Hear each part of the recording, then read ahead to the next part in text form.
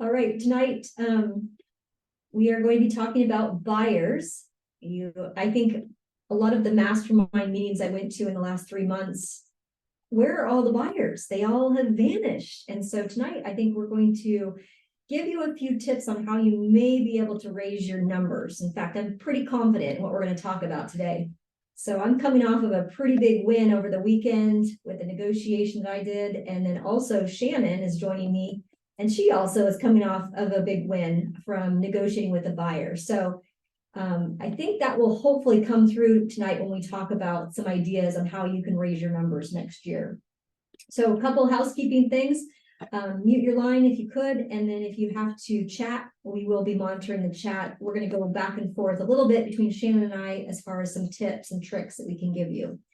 Quick little mention, those of you who did get I sent holiday cards out to everybody, all of the Best Choice Realty agents. So if you do have a trifold, they came in the mail. I gave you a sample, but if you need some more, we have them available for free in all of our offices.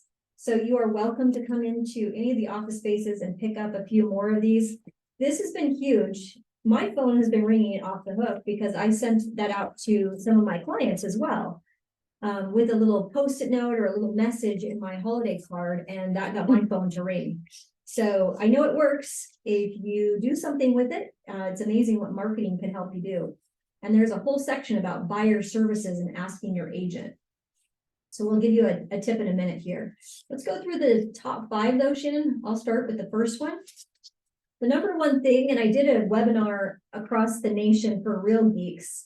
Some of you know that I'm a Real Geek super user. And so I was on a national call with a lot of their newer users to that CRM. And they all started laughing when I said the number one thing that we're doing in 2023 to convert buyer leads is we pick up the damn phone. And they thought that was hilarious. But you can increase your number of real estate conversations that you're having daily. And that would be the number one tip I would give you if you're wanting to pick up more buyers in the coming year. There is something to be said about answering the phone when a buyer calls. I had made...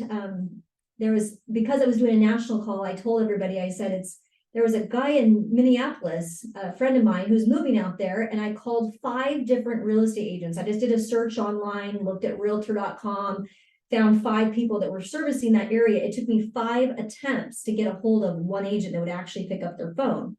I get it if you're not working, right? But when there's 5 different agents I have to call to get one person to answer the phone call and take my referral, that says a lot about the number one thing to do to pick up a buyer would be to answer your phone. So just increasing that number of outbound calls and the number of times that you answer your calls or answer your phone will increase your opportunities for picking up buyers. There are 2 different methods. I think one that's most common, and I've heard Candace teach this in some of her classes, and I obviously have taught this in a lot of my sales classes, is the Ford method, where you're talking, like, what do I talk about on the phone, Rachelle, if I'm talking with a buyer? Well, you definitely want to talk about their family, and sometimes your family can be very small, and so we start talking about their pets or their dogs or their cats or their furry friends. So definitely family, people that are close to them, you can talk about that when you get them on the phone. Occupation, how are their jobs? Recreation, what are they doing for fun? Maybe they're skiing, maybe they're not, maybe they're biking, whatever they do for recreation. And then what are their goals or their dreams? And that's where that can kind of warm up the conversation to talk about real estate. When you talk about their dreams and ambitions for purchasing or investing, that's kind of where that leads that path down that way. So then you have Chevy, which, I mean, some of you that don't like Fords may like the Chevy method. So this is a little bit different. It's an acronym based on Chevy. Having clear opportunities. So instead of like having such a big database of people, which some of you do have, really clear out the main opportunities and focus in on those clear opportunities, the C. The next thing you would do on the Chevy method is to have you done business with them before. So those would again help you isolate those phone calls to make. The E would be events or event areas. Maybe you're following up with open house events that you've done or events that you've conducted or you've done. I know some of you worked down at the military base. or different community events, and you're doing some following up with that Chevy method. So again, this is not so much what you talk about on the phone, but how you identify those people to call. Some of you may need to isolate that a little bit better. The V would be vocal supporters. Those are the people that are raving fans. They love what you do. They would support you. If you called them and said, hey, I need your support in 2024, pick up the phone. I actually had 2 vendors, one for healthcare benefits, that called me. I'm obviously a vocal supporter of this particular healthcare broker. And so, she called me today and was like, I've moved out of title and I'm actually going to be moving into this type of space. Can you help support my business? And I wanted to hear her out because I like her. So anybody that's a vocal supporter of your business in the past, those may be people you want to reach out and talk to as well. And then the last one, the why, your database of your sphere of influence, super, super critical. I told everybody nationally last week, I said, you need to go not only deep into your sphere of influence, but you need to go wide. So maybe people you haven't talked to in a few years, step into the punch. Maybe you just own it that you haven't talked to them in a couple years. It's okay. They will want to hear from you because you have something of value. Let's go to the next slide. Shannon, what's number 2? Yeah, so focusing on people with the immediate needs. So especially right now, people are often asking, where are you picking up business? I've seen a 20% dip in my production, or where did all these buyers go? And really, when you kind of boil it down, the people that are selling properties right now and the people that are buying properties, they kind of fall into 2 different categories. One is the must, they have to buy. There's like an urgent pressing need for them to make and take action. Then there's the second one, whereas they would like to buy, they would choose to. This is someone maybe that maybe they're 6 months, a year out. They are going to take a little bit longer to nurture, but they will buy as soon as the market makes sense for their individual circumstances. So the ones that are the kind of the key to dial into right now are the must buys. And we've talked about this, I think, in previous calls too. I've heard 5 Ds, 7 Ds. There's all these Ds that people kind of have fun with, but really it's like, death, divorce, deployment. They say diapers. Basically, when people are starting to have children, it's like, I now have 3 kids instead of 2. And that means I need another bedroom. There's a bunch of other kind of those immediate needs, but those, I think another diploma, when kids start to graduate, people typically will want to downsize, move closer to other family, things like that. So, dial into those types of typical buyers, because that's when they're wanting to make a change, make a move. And you want to be the first one that they think of when they need to go and make that change. We talked to top producers, right, Shannon? We have in the last couple of months. What are they doing? Why were they so successful in 2023?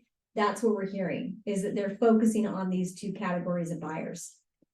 They have been able to, look at those types of situations and be able to connect with those people, and they have not done that in the past. So that's been surprising, I think, when we talk to top producers about why they're so successful in 2023, because they have dialed into that. Number 3 would be, tip tonight would be to focus on out-of-towners, people that are absentee owners. I think that one of our lenders back in the day, back in 2012, 2013, they came into our office and said, one of the best tips, and I'll give you the tip, maybe one of you will use it, but they looked at they pulled the title report or the title data from their local title company of all the absentee owners in their neighborhood. And what they found was there's about 20% of the owners in that local neighborhood, say 100 homes, 20% of them did not live there. So they got those addresses and then they went around the neighborhood. It was like a slow time, like November, December, January. And they took a photo literally of the front yard, took the photo, put it on a Word, printed it out in their home office and mailed it to the absentee owner, said, I'm a local real estate agent in the area. Maybe you want to throw a trifold in your mailing as well. Make sure you put a postage on that if you're going to mail it. But go ahead and mail that along with a copy of the picture of their investment property, like a recent one. If it has like trash in the front yard, whatever you see as you drive through, and just say, I am your eyes and ears basically in that local neighborhood. I'm a licensed real estate broker for Best Choice Realty. And you've got the little script right here. If you have a phone number, which you can look up phone numbers based on addresses or by names. This is Rachelle with Best Choice Realty. I notice you own the home located at such and such. Our market continues, and this is truthful, to see high demand for properties like yours. I was curious what your plans are for the property and if you would consider selling it. You got to go direct though, especially if you're local in the neighborhood and you drove by and you have a picture of their home. You can actually say, and maybe tagline, let me be your eyes and ears for the property. I live in Newcastle on XYZ Street. That way they know that you're a local person that they can rely on. You may get your phone to ring if you can send out enough of those absentee owners. Different venues, foreclosures are on the rise. So we are seeing some of those pop through, and we are seeing some of you connect with some distressed properties. There are some distressed properties out there as well. So if you have some background or knowledge in that type of thing, focus on the out-of-towners, focus on maybe some of the companies that you could pick up, but you're looking at out-of-towners that are looking to either move out or move into the area. Yep. And I think too, it's worth mentioning. So some investors that maybe they were having a lot in certain areas because of changes in the individual marketplace with landlord tenant laws, or, you know, as they're exiting and entering a new calendar year, you know, new fiscal year for them, they might be wanting to clear some of those VRBOs and Airbnb properties as well. I know this is hyper local to the Tacoma area, but Tacoma Housing Authority, I know I caught wind a couple of weeks ago that they're starting to clear some of their inventory too. So it's like, stay tuned for those types of things, those types of properties.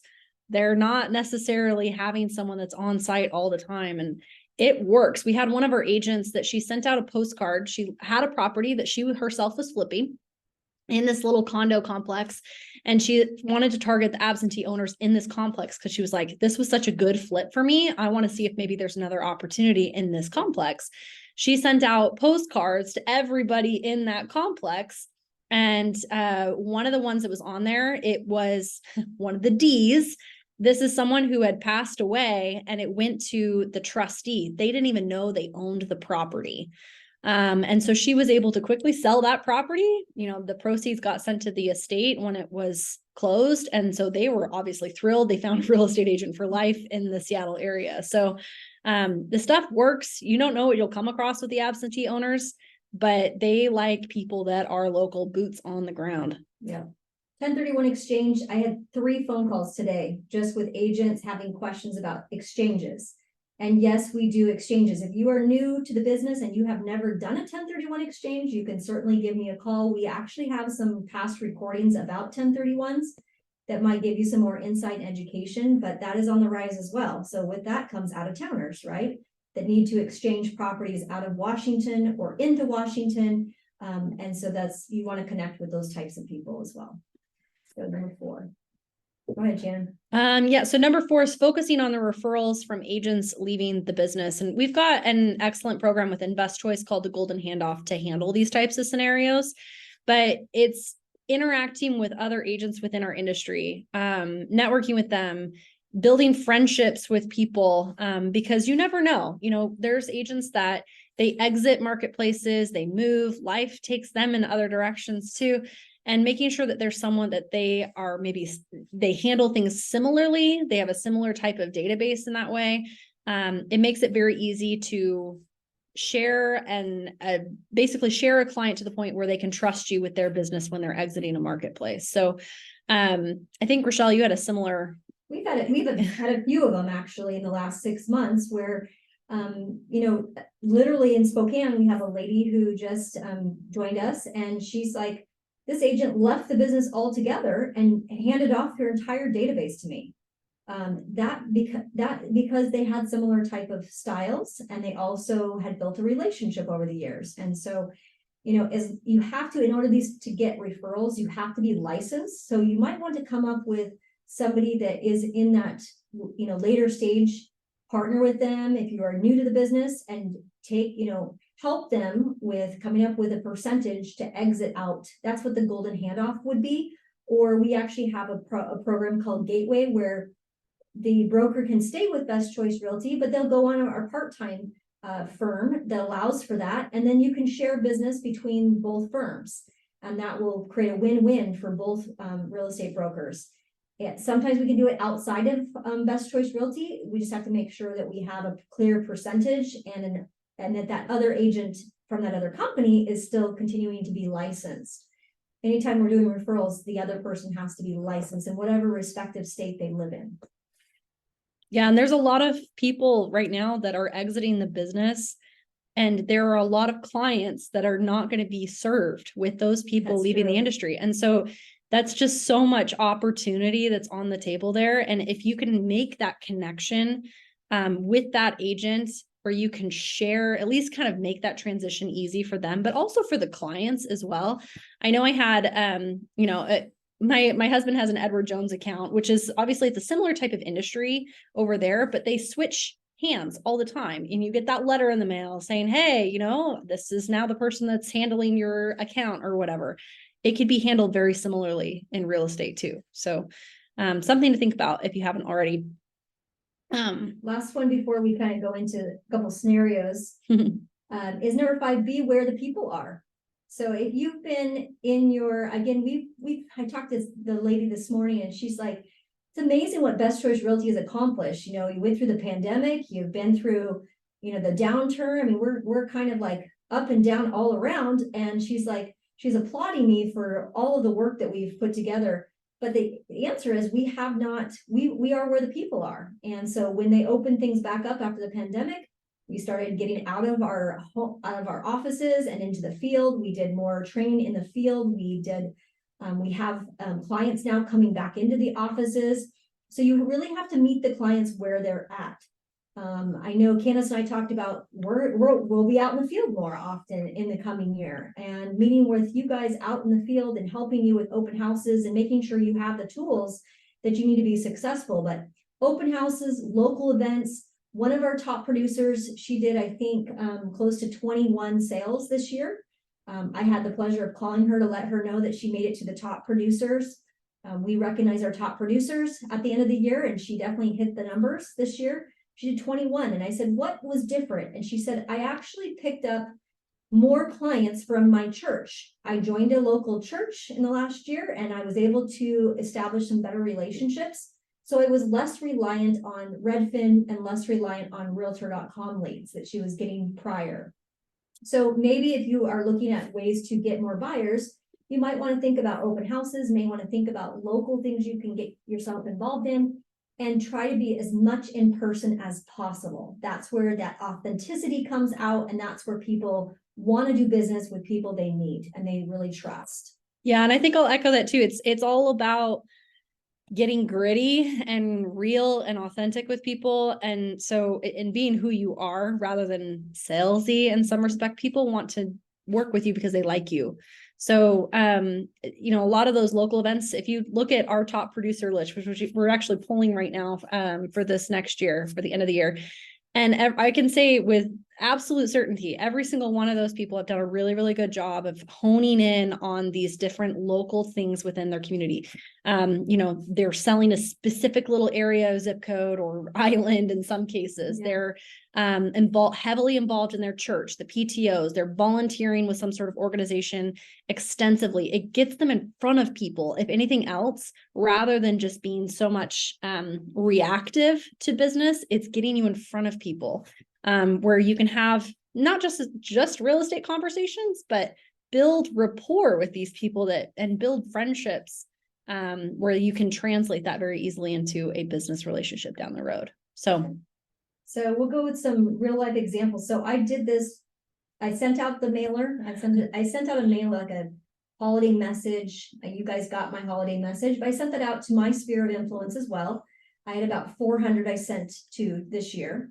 And so my phone started to ring, and I tell my family this every time we do these, as they help me stamp and mail and sticker and all of the things that we do. So I get a phone call, and it was from a lady who actually had toured this house in Milton. Some of you are familiar with Milton. And she'd actually went and toured it without me. So she got, and this is before she got my card in the mail. So she went and toured it. She was just curious. So the agent she toured it with told her that she could not buy it because she could not use her VA.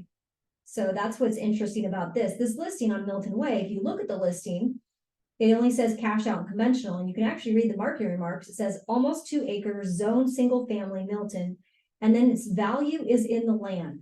So my assumption is this agent that showed her this property didn't do any research, just basically went and opened the door and did not consult with my client at all. I had worked with this client's brother and bought him an investment property that he has more than tripled his money over the last, I'd say, 5 to 6 years. I sold him a house several years ago. And so now she's in the market for a property and investment that she can basically work on. She lives in Milton as well. And so she was mostly just curious. And so when she got my holiday card, she reached out and she called me and she's like, Rachelle, I don't know if you would be willing to help me, but I actually toured this home. I said, did you sign anything with that other agent? She said, no. And here's why. She wouldn't sell the, even if I wanted to buy it, she told me that I couldn't afford it and that I couldn't use my VA. And that's a big deal for me. I want to use my military benefit. And I said, well, let me take a look at it. Let me do some research. Would you be able to go take a look at it? Is there anybody else involved in the decision-making process? And she's like, well, actually, my husband, Joe, is also involved in the process as well. So I'd like to have him meet there. I said, can you go there tonight? I literally got off work at 5:30. I met them. I said, well, and if he wants to see it, she's like, I'll bring the flashlight. I know you're getting off work. I literally met her there at 5:30 at night, toured the home and inside, outside. He loved it. You could totally tell he loved it. She'd already drawn up like a floor plan of how they're going to remodel it. She'd spent the time going through it, the outside, the whole thing. They loved it. And here's the kind of the kicker, I guess. I'd already called the agent to get the sense of what it is. It's an estate, so there's not going to be any disclosure. So I told her, I said, we're definitely going to want to have a thorough inspection if you want to move forward. I asked her husband, who also is involved in the decision making, I said, what do you think this home is worth? And then he told me, he's like, 550. And I won't tell you what I ended up getting mutual on this for, but I looked at him and without gasping, I wanted him to say the number so I knew what I was working with, but obviously an unrealistic buyer, somebody that has not seen a lot of properties. And with, being very kind, I said, that's a number we could start out with. However, would you be so kind to let me go back to the office, go back to my home office tonight, run some numbers and do a buyer CMA and give you kind of an idea where I think the buyer or the seller will counter us and get you another number that you can consider. Would you be open to that? He's like, sure, you're the expert. I mean, my goodness, you came all the way down here, left work, and you're showing me this property. So I went ahead and went back to my office that night. I worked for an extra hour. So here I am working overtime, you guys, at this point. I'm working as a manager for all of you. I went out there, showed this home, sent them the typical things, the disclosures, all of the things that I'm supposed to send, got the buyer service agreement signed because I'm not going to be working for free. They signed everything. And then basically they went ahead and wrote up an offer. I advised them based on my numbers where they should set their offering price. I can tell you it wasn't 550. I got them to come up to make it a win-win. And then I also found out from the listing agent that they were, it's a reverse mortgage. And I got the name of the person who's making the decision on the estate and found out that they would not be presenting the offers by email, that there was a pen to paper type of situation. And I said, that would be great. So I had my client, she typed up what she was going to say. And I said, now take the typed thing you sent me and I want you to handwrite it. Literally, you guys, this love letter right here, I won't tell you how much I got. It'll close and I'm sure you'll be surprised by what I was able to get for this property. But that love letter, I would say on average, probably saved them about $10,000 because it connected with that human. I knew that this would be very important for her to reference Barbara by name and also to extend condolences. And I can tell you right now, it helped our negotiations. So you can use the love letters to help persuade, but you can't use a love letter to ultimately make a decision. But there are many decisions that are made across the board based on how you connect with that other human being on the other side. So we can go to the next slide. And Shannon has an example of something that she had a win on as well. So. Yeah. So this is kind of how some buyers will come across. And I wanted to share that because there is so much opportunity out there. And this kind of speaks to, I suppose, Rachelle's original point, which is answer your phone. In this case, it wasn't a phone call, but it was a text message. And I know you guys get probably a lot of text messages. I know I certainly do. And I get stuff like this all the time for listings. Could be a client, could be an agent. I don't know. Right. So I screenshotted this so that I could share this with you. So you can at least see, this was like textbook, right? Oh yeah. This is like, if you were to look at buyer scripting, I'm literally pulling, like, this is from those buyer scripts that we give you guys. The questions that I'm asking are on that sheet. And this particular person, he is someone I did not know, that he inquired on a listing I had on the market in a particular area. And I'll just kind of read you especially for those that are driving or whatnot. So it says, "Hi, Shannon, I'm interested in this house at this property. Is it available for viewing? My name is so-and-so."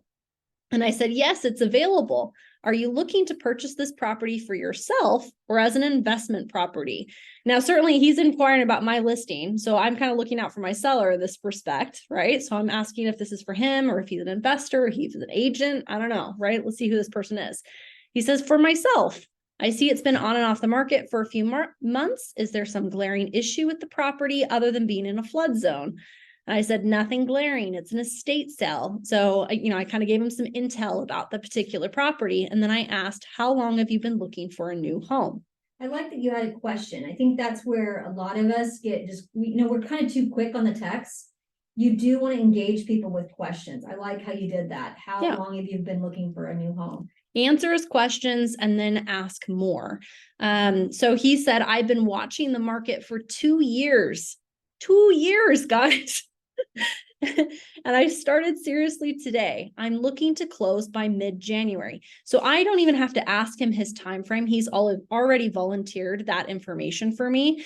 And so I just asked him another question. I said, "Do you need help securing financing?"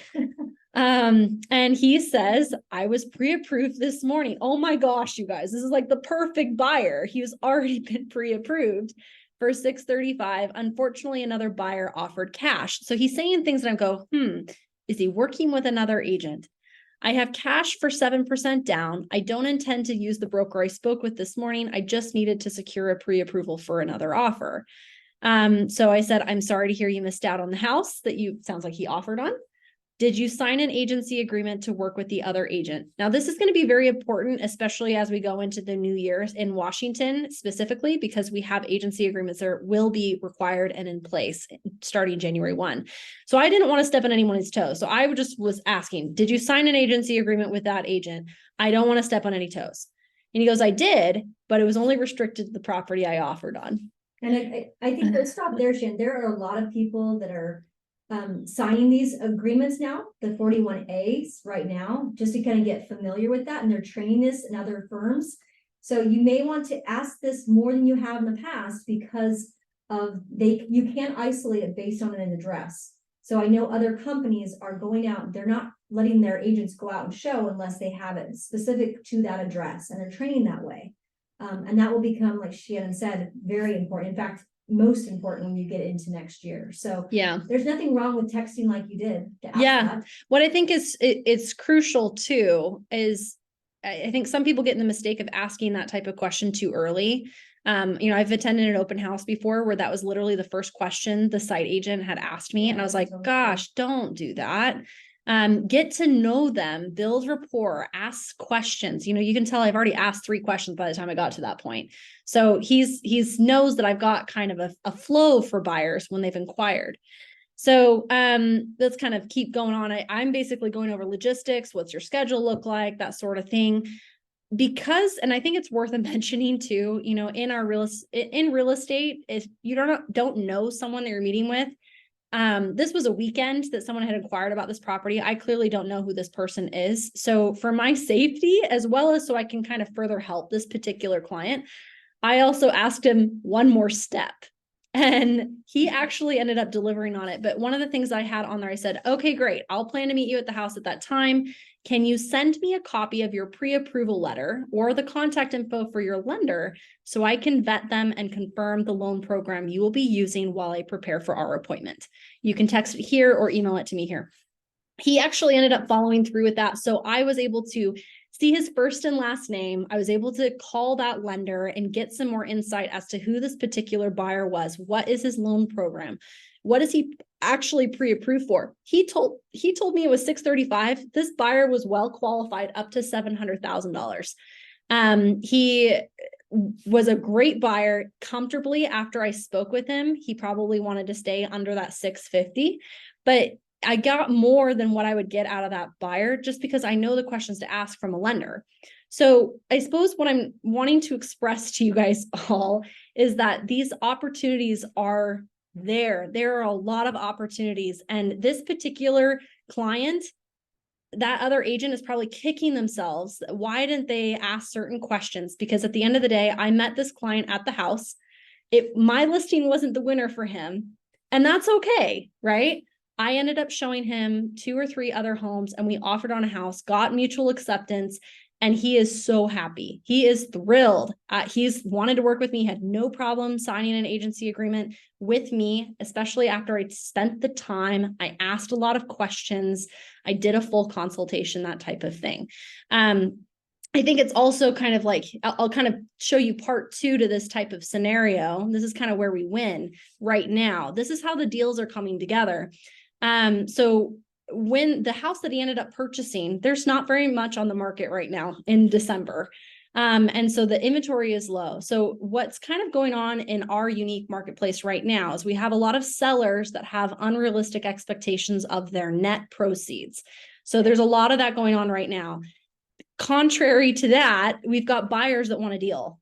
They're looking at days on market. They're being very critical about properties and saying, okay, if it's been on this amount of time, clearly they're overpriced. I mean, they already are kind of coming to the table, that kind of. It's like a tug of war, isn't it? Yeah, it's a total tug of war. Yeah. And so what we have to do as agents is kind of find that medium middle ground between sellers' expectations of, I wanted this much and I didn't get it. And I didn't list 6 months ago. I listed 3 months ago and the market's different. And they're just still stuck on that. And then you got buyers that say, well, I don't want to pay full price. Well, how can we come to terms? Yeah, it's kind of back to the example I gave earlier where you have the 650 list price. Yeah. And a buyer who wants to pay 550, and you're like, wow, it's $100K gap. It's been on the market for 110 days. But I mean, we have to get the buyers to be more realistic, and we've got to get the sellers to be more realistic and really come with a win-win solution here. Yep. And so this is kind of, this is actually, I pulled this, this is the email I sent to the listing agent that we actually submitted and we won the deal on.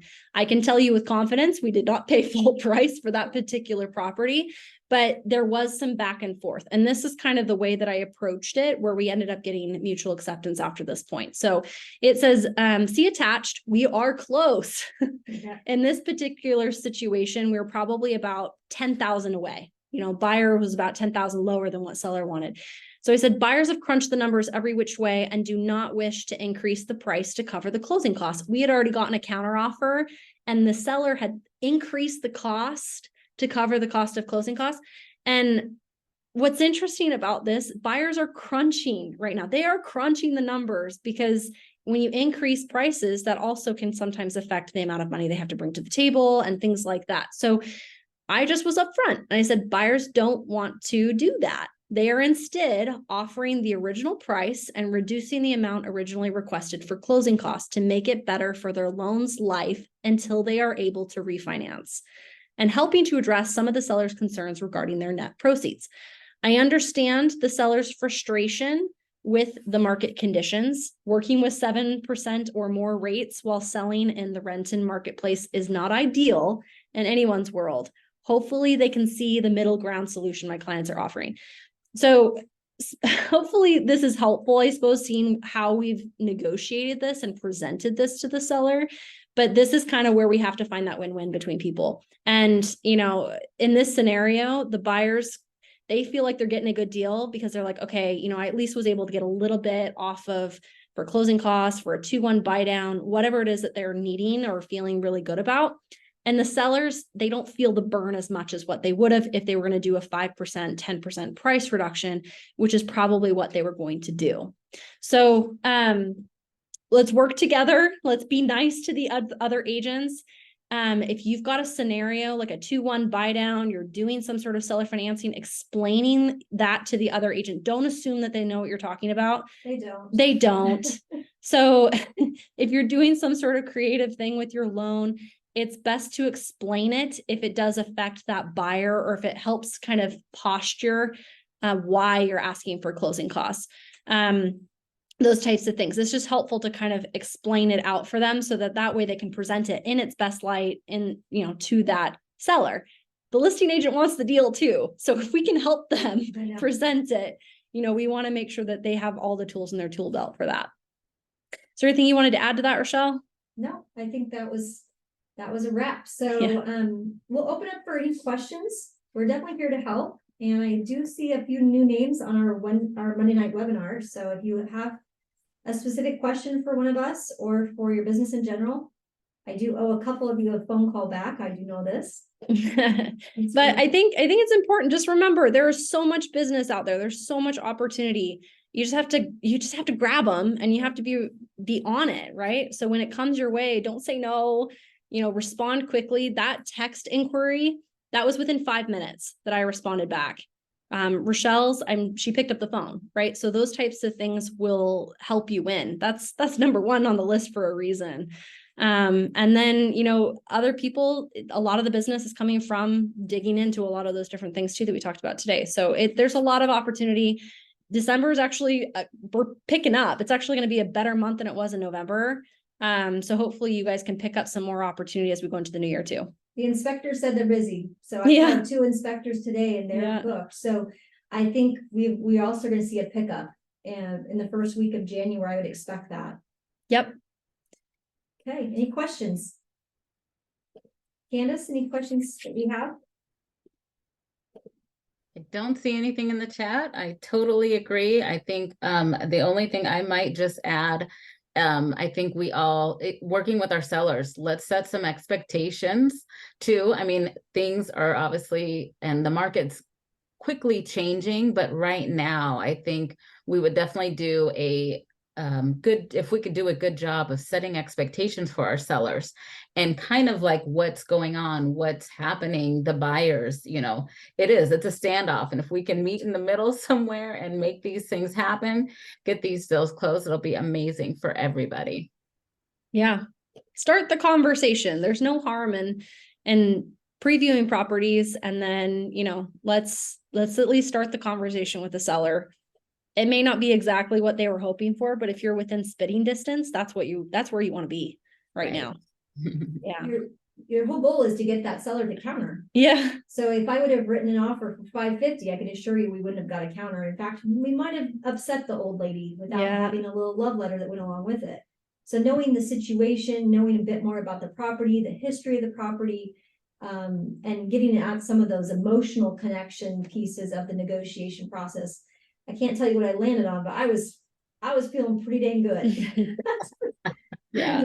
And it's the biggest rush, you guys. That's when you get that deal accepted and you get that phone call saying there's no changes. We accepted your clean offer as written because of the letter that was written and the connections that you made and how well you've structured your offer. I mean, we had to give a little bit. I mean, doing a VA, I had to write into the contract that we were going to replace the electrical panel at the buyer's cost. That's less hassle for the estate. And having that knowledge base of knowing about the property and knowing how to negotiate that is what made all the difference. So experience matters. And if you are wanting help in those kind of negotiation situations, that's what we're here for. I know I've got 2 really good support, Candace and Shannon to help us with any questions you guys have. And I know a lot of you support each other out there. And we really appreciate the time you spend to help other Best Choice Realty agents. We're doing well and looking forward to 2024. Have a great week, you guys.